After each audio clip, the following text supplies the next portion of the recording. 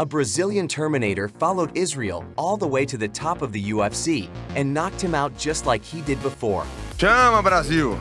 Of course, Israel won the rematch and regained the title at UFC 287. Let's be honest, the guy deserved it. 3 losses to 1 guy, and he still went out to compete and ended up winning. Slayed a giant, you know, not only in the physical tense, but a giant in his mind. You know, this guy had 3 wins over him, had just knocked him out, took his title. He came out here, reclaimed the title, got back on the throne, and dude, he's the true champion. That should have been the end, but here we are. Welcome, because the misery continues.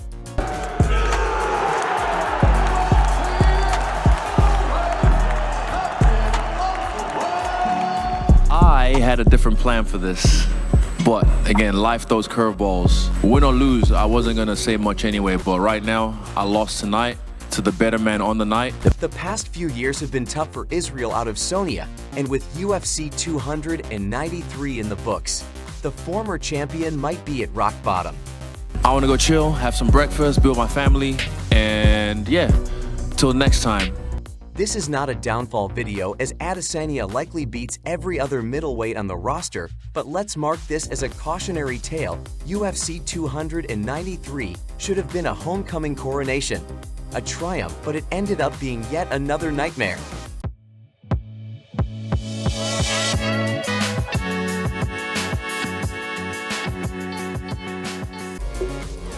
The fight-ending sequence of the main event of UFC 287 ranks amongst the most hyped exchanges in recent history.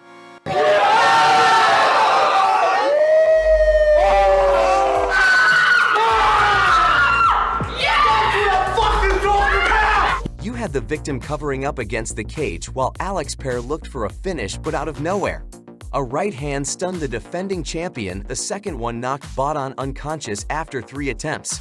Israel had finally done it, and that celebration. 3 arrows to the fallen champion was just pure spectacle. After months of being vilified and doubted, Israel silenced every critic of his because he had done the impossible, and well done to him. He was the biggest thing in the MMA world on that night and the week after. His victory was supposed to propel him to even greater heights. He had defeated his bougie man. Down 3-0, and to beat this man like this, I think you can argue it as one of the biggest wins in UFC history. And with Alex out of the division, Adesanya would continue to rule 185 with an iron fist. Let's go. What's up, brother? Congrats! More importantly, after such an inspiring rebound in a powerful post-fight interview, Israel became a fan favorite. He was a pretty polarizing dude before, but how could you not root for him after a victory like that? I hope every one of you can feel this level of happiness just one time in your life. But I'm blessed to be able to feel this again and again and again and again and again. Redeemed, humble, and on track to greatness, Israel was indeed on top of the MMA world. This was a fresh start for the newly 2-time middleweight champion, and fans were excited, but right after his monumental victory. The fuck is this cracker to tell me who the fuck I am, who the fuck Kamaru is, who the fuck Ngannou is? I'm like, are you dumb? Yet bad start at Adesanya started a rivalry with Drake, his Duplexi, immediately after UFC 287, and fans were not too pleased. But this little interview was nothing compared to what happened in the octagon at UFC 290. On that night, Drake is defeated Robert Whittaker and secured himself a championship match, and as per tradition, the champion Anthony Cage, probably a bit drunk, and this happened. What's up? I'm African, but I ain't no brother of yours, son. Let's go. You my real. Do a 26andMe DNA test. It'll tell you where you're from. I will show you where you're from. Israel was now the company's biggest heel, and this interaction was so bad, so cringe, that the entire fandom turned on the champion, and DDP just walked away from the confrontation. In a span of a few months, Adesanya had botched it all up, and when Drake is the rightful contender, declined a quick turnaround for UFC 293. Israel and his coach decided to play armchair matchmaker. I'm fighting in Sydney. I don't give a f who. Dickless, the pussy, Dickless. F off. You're out. Strickland, you're in. Let's do the man dance. Show you how to really dance. Regardless, UFC 293 needed a main event, and with Drakus on the sidelines, the company chose Sean Strickland as the next contender. It's happening. I'm gonna do it for the Aussies. I'm gonna do it for America. We're gonna go try to kill that fucking man. On paper, this was a gift matchup for Israel, and the only reason to tune into Fight Week was to watch Strickland raise hail on the microphone.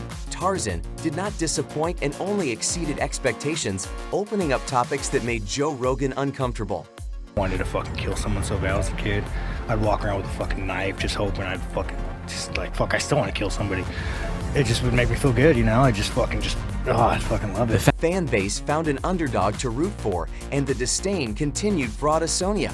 I want to go in there and I want to win that belt for you guys, and I want to bring some pride back to the middleweight division.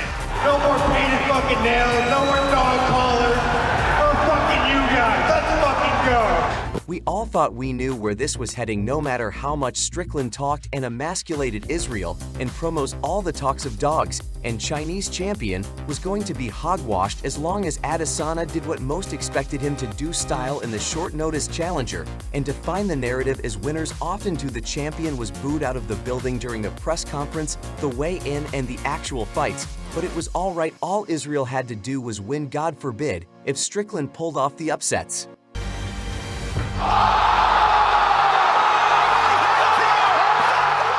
The unthinkable happened in the very first round. Strickland, who had a reputation for pillow hands, knocked the champion down.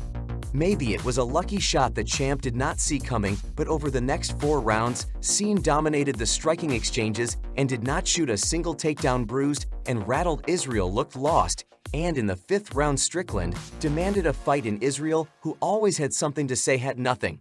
That is fucking crazy. There's one round where Izzy might have won. Might have, but I don't think he did. Every judge got it right. It was 4 rounds to 1, and he beat one of the greatest middleweights of all time. It's just it really is mixed martial arts, and it's the best. The second reign of Israel out of Sanya was pretty quick, and he was brought to a close by someone you never expected and someone you never wanted to lose. I said it before, if you lose to Cien Strickland, guess your career goodbye, and holy shit, it actually happened. In some ways, no, in every way, this was worse than UFC 281. Back then, Israel had fan support, and he was up against the championship kickboxer, his kryptonite. It is what it is, but I'm still here. Leaving. Israel manufactured UFC 293. All on his own, from the rivalry with Drake is to his interactions with Cien Strickland, Maybe he was selling a fight, but he painted himself as the villain and set himself up for a fall. Fan were hoping, praying for an upset, and when it came time to perform and shut them all up, Adesanya could not perform. I still can't quite wrap my head around it, you guys. I thought it'd be a lot harder. This time around, Israel brought this upon himself. In a rematch down the line, or is this the end? Time will tell. But I gotta bounce. I'll catch you on the next one. Peace out.